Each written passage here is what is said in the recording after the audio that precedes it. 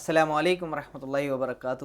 آج پھر سے ہمارے ساتھ مفتی جلال الدین صاحب آئے ہوئے ہیں اور مفتی صاحب کا ہم استقبال کرتے ہیں، خیر مقدم کرتے ہیں۔ مفتی صاحب، پچھلی ویڈیو سے کافی سارے لوگوں کو فائدہ ہوا، تو آج بھی انشاءاللہ کچھ سوال ایسے ہیں کہ آپ سے معلومات کریں گے تاکہ لوگوں کو جو ہے معلوم ہو۔ اب جیسے صاحب ایک مسئلہ زیادہ تر دیکھنے کو مل رہا ہے کہ جیسے تراویح پڑھ رہا ہے کوئی آدمی، تو وہ تراویح میں لوگ زیادہ تر ایسے کرتے ہیں کہ پیچھے کی سائڈ کے جو ایک آدھ صف ایسی ہوتی ہیں کہ وہ بیٹھے رہتے ہیں، جب رکوع میں جاتے ہیں نا تب وہ نیت باندھتے ہیں۔ تو مفتی صاحب ان کا جیسے کسی پارے میں سجدہ ہے پہلی رکعت میں، جیسے امام صاحب نے کہہ دیا، یا بعض امام بتاتے ہی نہیں کہ سجدہ ہے، اور وہ سجدے کی نہیں ڈائریکٹ چلے گا امام صاحب، اب انہوں نے نیت باندھی نہیں تھی تو وہ سجدہ ان کا چھوٹ گیا، تو وہ سجدہ کیسے پورا کریں گے اپنے قرآن کا؟ دیکھیے، یہ بات بڑی اچھی بات ہے، سوال بڑا اچھا سوال ہے کہ وہ بہت سے لوگ پیچھے بیٹھے رہتے ہیں اور بیٹھ کر کے وہ کھیلتے ہیں۔ یہ یقیناً یہی ایسے لوگ بالکل انسانوں کے اندر عقل و شعور نہیں بالکل بھی کہ رمضان کا مبارک مہینہ چلنا، اور اس مہینے کا احترام یہ ہے کہ ہم اس مہینے کا جتنا ہو سکے احترام کر لیں، اور جتنی نیکی کر سکے انسان کر لے۔ دوبارہ یہ مہینہ آئے گا نہیں، اگلے سال ہی آئے گا، سال میں ایک ہی بار یہ مہینہ آتا ہے۔ بھائی آپ 11 مہینے آپ عیش موج کر رہے ہو، 11 مہینے آپ نے اللہ تعالیٰ کی نافرمانی کی، 11 مہینے اللہ کے حکام کی دھجیاں اڑائی، کم سے کم اس مہینے کا تو احترام کر لے انسان کہ اس مہینے میں اللہ تعالیٰ کی نافرمانی نہ کرے۔ تراویح کی نماز رمضان میں ایک مہینے، سال میں ایک مہینے تراویح کی نماز ہوتی ہے۔ ہونا یہ چاہیے کہ انسان جب امام صاحب کھڑے ہو جماعت کے لیے تو فوراً امام صاحب کے ساتھ شریک ہو جائے، تکبیر اولیٰ کے ساتھ۔ ایسا نہیں کہ امام صاحب اپنی قرات کر رہے ہیں اور آپ بیٹھے اور آرام سے باتیں کرو، امام صاحب جب رکوع میں جائے تو پھر آپ جلدی سے رکوع میں شریک ہو جاؤ، یہ کرتے ہیں لوگ۔ تو دیکھ لیجیے، میں ان لوگوں سے کہتا ہوں جو اس طرح کی حرکتیں کرتے ہیں، یہ بالکل جاہلانہ حرکت ہے، اور اس سے آپ کا ایک نقصان یہ ہے کہ تراویح کے اندر جو قرآن پڑھا جا رہا وہ قرآن آپ کا ہوا نہیں، کیونکہ آپ نماز سے باہر ہو، ابھی آپ قیام کی حالت میں ہے نہیں، آپ نے قرات سنی نہیں، وہ قرآن آپ ایسے سننے ہو، اور قرآن بلکہ کھیلتے رہتے ہیں۔ تو تراویح کے اندر آپ نے قرآن سنا نہیں، آپ نے رکوع پایا، آپ کو رکعت تو مل گئی، پہلی رکعت کی رکعت مل گئی، لیکن آپ کی قرات نہیں ہوئی۔ تو اس بنا پر یہ اچھا عمل نہیں، ناپسندیدہ عمل ہے کہ آپ قرآن کا مذاق اڑائیں مسجد میں بیٹھ کر کے۔ قرآن کے بارے میں ہے کہ جب قرآن کریم پڑھا جائے تو قرآن میں خود ہے، قرآن کریم کی آیت ہے وَإِذَا قُرِئَ الْقُرْآنُ فَاسْتَمِعُوا لَهُ وَأَنصِتُوا لَعَلَّكُمْ تُرْحَمُونَ، کہ جب قرآن کریم کی تلاوت ہو تو انسان غور سے توجہ کے ساتھ قرآن کو سنے اور خاموش رہے، خاموش رہے۔ ایسا نہیں کہ قرآن حافظ صاحب قرآن پڑھ رہے ہیں اور پیچھے بیٹھنے والے باتیں کریں، کھیلیں اور دھیان نہ لگائیں، تو یہ قرآن کی بے حرمتی ہے، قرآن کی ناقدری ہے، قرآن کی توہین ہے۔ ایسے لوگوں کو چاہیے کہ قرآن کریم جب پڑھا جائے تو امام صاحب کے ساتھ شریک ہو، تکبیر اولیٰ کے ساتھ۔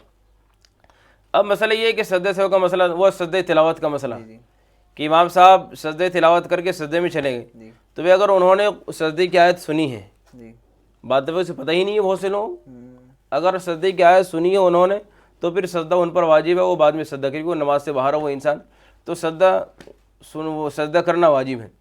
اور اگر سجدے کی آیت سنی پتہ ہی نہیں چلے گا، ایک انسان اپنے کام میں مصروف ہے، جیسے ہم لوگ مصروف اپنے کام میں، اور کوئی انسان یہاں کیا کرے کچھ نہیں پتہ ہے، تو کون انسان کیا کر رہا کچھ نہیں پتہ ہے۔ ایسے اگر لوگ بات کرنے والے اگر آپس میں بات کر رہے ہیں اور امام صاحب نے سجدے کی آیت پڑھ دی، سجدے تلاوت پڑھ دی، اگر وہ انسان سنے نہیں تو پھر اس پر سجدہ اس پر واجب نہیں، لیکن اگر سنتا ہے تو پھر سجدہ تلاوت واجب ہے اس کے اوپر۔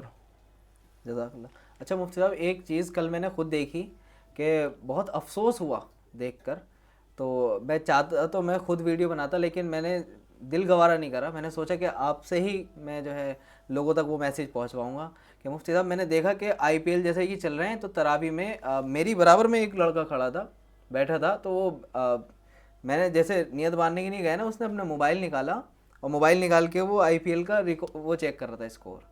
تو بہت افسوس ہوا کہ لوگ تراویح میں مسجد میں بیٹھ کے آئی پی ایل کی ٹینشن لے رہے ہیں کہ کس کے کتنا رنگ بن چکے ہیں، اور اس بات کی فکر نہیں ہے کہ تراویح ہم پڑھ رہے ہیں، وہ مسجد میں بیٹھے ہیں، کہاں بیٹھے ہیں؟ اللہ کے گھر میں۔ یہ دیکھیے بڑی بے شرمی کی بات ہے، بڑی ڈٹائی کی بات ہے۔ میں مثال دیتا ہوں، دنیا میں ایک انسان کسی سرکاری ادھیکاری کے پاس چلے جائیں، ڈی ایم کے پاس چلا جائے، تو اس کی مجال نہیں ہے کہ وہ انسان اس کے سامنے ڈی ایم سامنے بیٹھا اور موبائل نکال لے۔ اگر اسے پیشاب بھی آ رہا ہوگا تو پیشاب روک کر کے وہاں بیٹھا رہے گا۔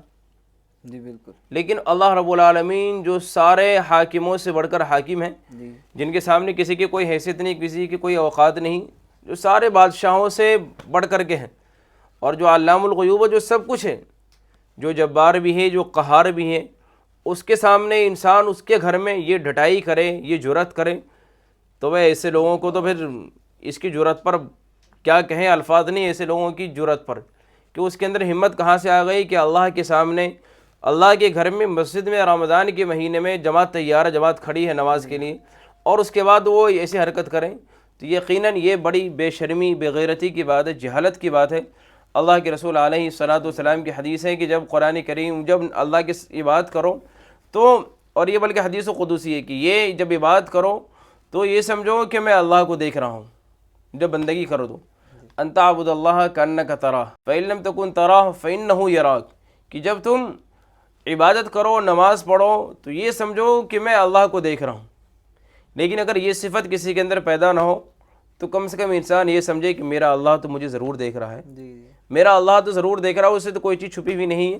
وہ اللہ اپنے بارے میں فرماتا ہے یعلم خائنۃ الاعین وما تخفی الصدور، کہ تمہاری آنکھیں جو خیانت کرتی ہیں نا، تمہاری آنکھیں کہاں کہاں جا رہی ہیں اور تمہارے دل میں کیسے کیسے خیالات آتے ہیں، اللہ اس سے بھی بخوبی واقف ہے، اللہ تمہاری شہرک سے بھی زیادہ قریب ہے۔ تو انسان یہ حرکت کرے، اس حرکت پر سوائے افسوس کا اور کچھ نہیں، اور ایسے لوگوں کے لیے اللہ تعالیٰ سے بس ہدایت کی دعا کرے کہ اللہ تعالیٰ ایسے لوگوں کو ہدایت دے۔ یہ قرب قیامت کی نشانی ہے، علامات قیامت کی نشانی ہے۔ اور اس کے اندر ایک حدیث میں یہ بھی ہے کہ قرب قیامت ایک ایسا زمانہ آئے گا کہ مسجدیں تو عالی شان ہوں گی، اور اس حدیث کے اندر جو باتیں ہیں اگر دیکھا جائے تو وہ 3 جملے ہیں، اور 3 جملے اس شخص پر فٹ آ رہے ہیں۔ حضرت علی رضی اللہ تعالیٰ عنہ سے روایت ہے کہ ایک زمانہ ایسا آئے گا لا یبقى من الاسلام الا اسمه ولا يبقى من القرآن الا رسمه مساجده معامرہ وهي خراب من الهدى، کہ ایک دور ایسا آئے گا قیامت سے پہلے کہ اسلام صرف نام کا باقی رہے گا۔ اسلام صرف جیسے آج کے مسلمان، ہم مسلمان ہیں، نام ہمارے مسلمانوں والے، لیکن اسلام کی روحانیت ہمارے اندر نہیں، اسلام کی حقانیت ہمارے اندر نہیں ہے، تو صرف ہم نام کے مسلمان ہیں۔ تو یہ بات فٹ آ رہی اس انسان پر۔ دوسری بات ہے، دوسرا جملہ ولا يبقى من القرآن الا رسمه، کہ قرآن کریم کے صرف حروف باقی رہیں گے اور قرآن کریم پر عمل نہیں ہوگا، تو یقیناً اس انسان کا قرآن پر عمل نہیں ہے۔ یہ قرآن کریم نماز تیار ہے، جماعت کھڑی ہو رہی، اور حکم کیا ہے کہ جب قرآن پڑھا جائے تو قرآن کو سنو، لیکن وہ انسان قرآن نہ سن کر کے IPL دیکھنے میں مصروف ہے۔ تو یہ بات بھی اس کے اوپر فٹ آ رہی۔ اور تیسری بات مساجدہم عامرہ، کہ مسجدیں تو عالی شان ہوں گی لیکن وہ ہدایت سے خالی ہوں گی۔ مسجد ہدایت کے لیے ہے لیکن یہ انسان ہدایت سے محروم ہے، تو بڑی بدبختی ہے، بد نصیبی ہے اس انسان کی قسمت پر، سوائے رونے کے اور افسوس کے کچھ نہیں ہے۔ اللہ تعالیٰ ایسے بد نصیبوں کو ہدایت دے، اللہ تعالیٰ ایسے لوگوں کو عقل و شعور دے۔ اچھا مفتی صاحب، ایک بات اور ذہن میں آ رہی ہے میرے، جیسے ابھی الگ الگ مسجدوں میں کسی میں 3 پارے ہو رہے ہیں، کسی میں 2.5 پارے ہو رہے ہیں، کسی میں اب 1.5 پارا 1 پارا تو مکمل ہوتے ہیں، تو کافی حد تک ایسے لوگ بھی ہوتے ہیں، میں مانتا ہوں کہ ہر مکمل میں 10-15 لوگ ایسے آ جاتے ہیں جو سنتے نہیں ہیں قرآن، لیکن اس نہیں آتے ہیں کہ جو بٹے گا ڈبے وغیرہ کچھ مٹھائی تو وہ لے لیں گے، اور دعا میں بھی شامل نہیں ہوتے ہیں، بس انہوں نے مٹھائی لی اور چلے گئے۔ بعض لوگ تو دعا میں بھی چلے شامل ہو جاتے ہیں، تو وہ کیا کھانا ان کے لیے صحیح ہے ایسا کہ شامل ہو گئے، بس تراویح نہیں پڑھی انہوں نے، بس اس لیے شامل ہو گئے کہ مٹھائی کا ڈبہ لے آئیں؟ دیکھیے، مسجد کا حق اور احترام یہی ہے کہ بھئی اگر آپ مسجد میں جائیں تو میں نے کہا نا یہ ہدایت، مسجد ہدایت کے لیے ہے۔ جی جی۔ اب انسان جب وہاں جائے تو پوری تراویح پڑھے، جی تراویح پڑھے، تراویح پڑھنے کے بعد دعا میں شریک ہو۔ اگر انسان دعا میں شریک ہونے کی نیت سے جا رہا تو اچھی بات ہے، کیونکہ تکمیل قرآن کے موقع پر دعا قبول ہوتی ہے۔ اللہ کے رسول کی حدیث ہے کہ جب قرآن مکمل ہو تو دعا کرو، دعا قبول ہوگی۔ اگر انسان اس نیت سے جا رہا ہے کہ بھئی تکمیل قرآن کی مجلس ہے اور آج قرآن کریم مکمل ہو رہا تراویح کے اندر، اور یہاں اللہ کے بہت سے نیک بندے بھی ہوں گے، کچھ نہیں پتہ اس مجمع میں، اتنے بڑے مجمع میں امام صاحب بھی ہیں جن کے سینے میں قرآن محفوظ اللہ نے، بڑی خوش قسمتی کی بات ہے، وہ انسان وہ خوش نصیب ہے کہ جن کے سینوں میں اللہ نے قرآن کو محفوظ کر دیا۔ تو امام صاحب ان کے سینے میں قرآن محفوظ ہے، کچھ نہیں پتہ اس مجمع میں کون اللہ کا نیک بندہ ہوگا جس کی دعا کے صدقے میں اللہ تعالی ہمارا بھی بیڑا پار کر دے۔ انسان اس نیت سے جائے تو اچھی بات ہے، خوش آمدید ہے ایسے لوگوں کا مسجد میں، لیکن اس نیت سے نہ جا کر کے اور صرف دنیا کی خاطر، ڈبے لینے کے لیے، مٹھائی لینے کے لیے، تو یہ دنیا کی خاطر ہے، یعنی کہ وہ انسان دین پر دنیا کو ترجیح دے رہا ہے، اور یہ اس کی بدبختی کی نشانی ہے، یہ اس کی جہالت ہے اور اس کی ناسمجھی نادانی کی بات ہے کہ وہ انسان دین پر دنیا کو ترجیح دے رہا ہے۔ اور ایسے لوگوں کے بارے میں فرمایا دنیا جیفہ و طالبها کلاب، یہ لوگ دنیا کے لالچی ہیں، تو ایسے لوگوں کو اور ایسے لوگوں کو کتا کہا گیا، دنیا کے طلبگاروں کو۔ اللہ کے رسول کی حدیث ہے، قرآن کریم میں اللہ نے خود فرما دیا تمہیں دنیا کی زندگی دھوکے میں نہ ڈال دے، قل متاع الدنیا قلیل وما متاع الحیات دنیا فی الآخرۃ الا متاع، کہ دنیا کی زندگی تمہیں دھوکے میں نہ ڈال دے. تو ایسے موقع پر انسان کو بچنا چاہیے اس حرکت کرنے سے. جائے دعا کے لیے جائے. اب اس کے اندر ایک دوسرا پوائنٹ یہ ہے کہ کیا آیا اس کے لیے کھانا جائز ہے نہیں جائز. تو دیکھیے کھانے پینے کے اعتبار سے تو جائز ہے، منع نہیں ہے، کیونکہ ہر حلال چیز جائز ہے. جتنی بھی حلال چیز ہے اس کا کھانا استعمال کرنا جائز ہے. باقی اس کا وہ عمل غلط ہے، اس غلط عمل کی وجہ سے یقیناً اس کی گرفت ہو سکتی ہے اللہ رب العالمین کے ہاں. باقی اللہ تعالیٰ غفور الرحیم ہے، وہ چاہے تو وہ ذرہ نوازے، وہ چاہے تو نوازنے پر آ جائے تو بڑے بڑے گنہگاروں کو عطا کر دے، اور جو گرفت کرنے پر آ جائے تو بڑے بڑے اللہ کے ولیوں کو اس نے گرفت کر لی. تو انسان ایسے موقع پر اللہ سے دعا مانگے اور اللہ تعالیٰ کے عذاب سے بچنے کی کوشش کرے. آمین آمین. مفتی صاحب اپنی آخری بات کہوں گا، پھر انشاءاللہ ویڈیو کو ایگزٹ کریں گے. مفتی صاحب کچھ جگہ ایسا دیکھا جاتا ہے، جیسے مان لی تراویح ہو رہی ہے تو تراویح کے ٹائم پہ کچھ لوگ ایسا کرتے ہیں کہ امام صاحب نماز پڑھا رہے ہیں، ابھی وہ اس لیے کچھ لوگ بیٹھ کے سنتے ہیں، کچھ لوگ کافی دیر تک کھڑے رہتے ہیں اور ایسے کر کے دیکھتے رہتے ہیں اور ایسے کر کے دیکھتے رہتے ہیں. تو جو بندے کی نیت بنی ہوئی نا اس کو وہ لگتا ہے ایک عجیب سا کہ وہ نیت بانا ہوا ہے تو وہ دیکھ رہا ہے کہ یار یہ برابر میں ابھی تک انہیں نیت نہیں بانی ہے، ادھر بھی دیکھ رہا ہے ادھر بھی دیکھ رہا ہے. تو کچھ لوگ ایسی حرکتیں کرتے ہیں جس سے جس کی نیت بنی ہوئی نا وہ ڈسٹرب ہو جاتا ہے. کھڑے ہونے والے کرتے ایسی حرکت، کھڑے ہونے والے وہ کچھ لوگ تو بیٹھے ہی رہتے ہیں کہ جب امام صاحب رکوع میں جائیں گے تب بیٹھیں گے. کچھ لوگ کھڑے ہی رہتے ہیں. ابھی ایک نے تو نیت مان لی کہ تکبیر اولیٰ کے ساتھ ساتھ، ایک بندہ ایسا ہوتا ہے اکثر دیکھا جاتا ہے وہ جب تک سورہ فاتحہ بھی پڑھ لیتے ہیں اور آگے بھی قرات ہو جاتی ہے لیکن وہ کھڑے ہی رہتے ہیں، وہ کبھی ادھر دیکھ رہے ہیں کبھی ادھر دیکھ رہے ہیں. تو جو بندے کی نیت بنی ہے نا وہ ڈسٹرب ہوتا ہے. یہ بات آپ کی درست ہے. آپ کہہ رہے ہیں ادھر ادھر دیکھتے ہیں تو پتہ نہیں، کیونکہ بیٹھنے والوں کو تو پتہ تھا، ہمیں خبریں ملتی رہتی ہے کہ ہم تو آگے ہوتے پتہ نہیں چلتے پیچھے کیا ہو رہا ہے. تو بیٹھنے والوں کی خبریں تو مل جاتی ہیں کہ بیٹھنے والے پیچھے بیٹھ کے بات، لیکن کھڑے ہونے والے جو کھڑے ہو کر کے ایسی حرکت کرو تو ان کا حرکت بھی، ان کی حرکت اچھی حرکت نہیں ہے اور یہ شیطانی عمل ہے. کہ بھئی آپ کے بغل میں جو لوگ کھڑے ہیں وہ یقیناً ڈسٹرب ہو رہے ہیں اور ذہنی طور سے انہیں پریشانی ہو رہی ہے کیونکہ وہ نماز پڑھ رہے ہیں، اور یقیناً جب نماز کے اندر یکسوئی نہ ہو تو پھر نماز میں مزہ ہی نہیں. ایسی نماز بیکار ہے جس نماز میں یکسوئی نہ ہو. قرآن کریم میں اللہ نے کامیاب ہونے والے مومن کی صفات بیان فرمائی ہے. قد افلح المؤمنون الذین هم فی صلاتہم خاشعون، 18ویں پارے میں ہے اور 18 پارے کی شروعاتی یہیں سے کہ کامیاب ہوگا وہ مومن جنہوں نے اپنی نماز میں خشوع اور خضوع پیدا کر لیے. جن کی نماز میں خشوع اور خضوع کیا ہے کہ انسان جب نماز پڑھے تو بالکل نماز کے اندر غرق ہو جائے، ڈوب جائے اور سمجھے کہ اللہ رب العالمین سے میری ہم کلامی ہو رہی ہے، میں اللہ رب العالمین کو دیکھ رہا ہوں، میرا اللہ مجھے دیکھ رہا ہے. نماز میں ایسے مست ہو جائے یہ کہ نماز ہو رہی ہے اور پھر اس کا ادھر ادھر دیکھنا، تو اس سے بغل والے پریشان ہوتے، ڈسٹرب ہوتے ہیں. پھر یہ انسان بھی بڑا عجیب و غریب انسان ہے، محروم انسان ہے. کیوں کہ سورہ فاتحہ آپ دیکھیں، سورہ فاتحہ پڑھنے کے بعد غیر المغضوب علیہم ولا الضالین کہتے ہیں اور اس کے بعد آمین کہتے ہیں. سورہ فاتحہ میں بندے نے اللہ سے دعا مانگی، کیا دعا؟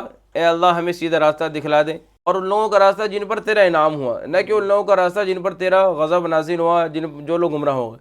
پھر وہاں ہم آمین کہنا ہے تو وہاں مسجد کے اندر سارے مقتدی آمین کہتے ہیں، فرشتے بھی آمین کہتے ہیں. تو یہ بدنصیب انسان وہاں اس آمین سے محروم ہو گیا کہ سورہ فاتحہ سے نکال دی. تو اس لیے اس کا یہ عمل اچھا عمل نہیں، شیطانی عمل ہے، شیطانی حرکت ہے.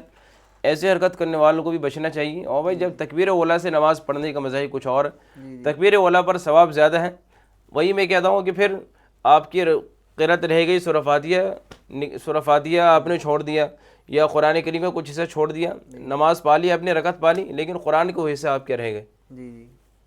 مفتی صاحب اجازت ہو تو ایک سوال میں اضافہ کروں گا، ابھی ذہن میں آ رہا ہے، بہت ضروری سوال ہے کیونکہ رمضان میں پھر اب تراویح کے لیے بہت ضروری ہے کہ مفتی صاحب کچھ لوگ ایسے ہوتے ہیں جن کا جیسے مان لیجیے امام صاحب رکوع میں جاتے ہیں تب وہ نیت باندھتے ہیں، تو کچھ لوگوں کی رکعت نکل جاتی ہے. بائی ڈیفالٹ ایسا ہوتا ہے کہ کوئی بندہ پانی پینے کے لیے گیا اور وہاں پہ پانی پینے میں اس کو اتنا ٹائم لگ گیا کہ رکعت نکل گئی، تو اس نے آن کے ایسی نیت باندھ لی تو ایک رکعت پڑھ کے وہ سلام پھیر لے یا اسے دوسری رکعت پڑھنی پڑے گی؟ اب ہاں کسی کی رکعت نکل گئی تو آپ دوسری رکعت میں امام صاحب کے ساتھ شریک ہو. امام صاحب دوسری رکعت پہ سلام پھیر دیں گے تو اب اس کی ایک رکعت چھوٹ گئی تو وہ انسان امام صاحب کے سلام کے بعد کھڑا ہوا اور اپنی رکعت پوری کرے گا. اپنی رکعت پوری کرے گا، جو بھی صورت یاد ہو اسے اس صورت کو ملا کر کے اپنی رکعت پوری کر لیں، نماز اس کی ہو جائے گی.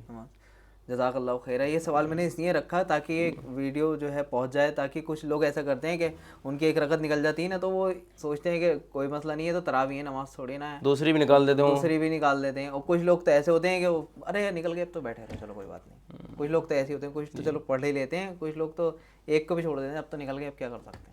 تو میرے بھائیوں اسے پورا کرنا ہے جیسے کہ مفتی صاحب نے بتایا. جزاک اللہ خیر, آپ نے اپنا قیمتی وقت دیا, اور آپ لوگ اس ویڈیو کو شیئر کریں تاکہ جتنے بھی سوال میں نے مفتی صاحب سے کرے ہیں بہت اہم سوال ہیں, تو جو بھی ایسی غلطی پہ ہیں وہ ان کی غلطی سدھر جائیں. آمین. السلام علیکم ورحمۃ اللہ وبرکاتہ.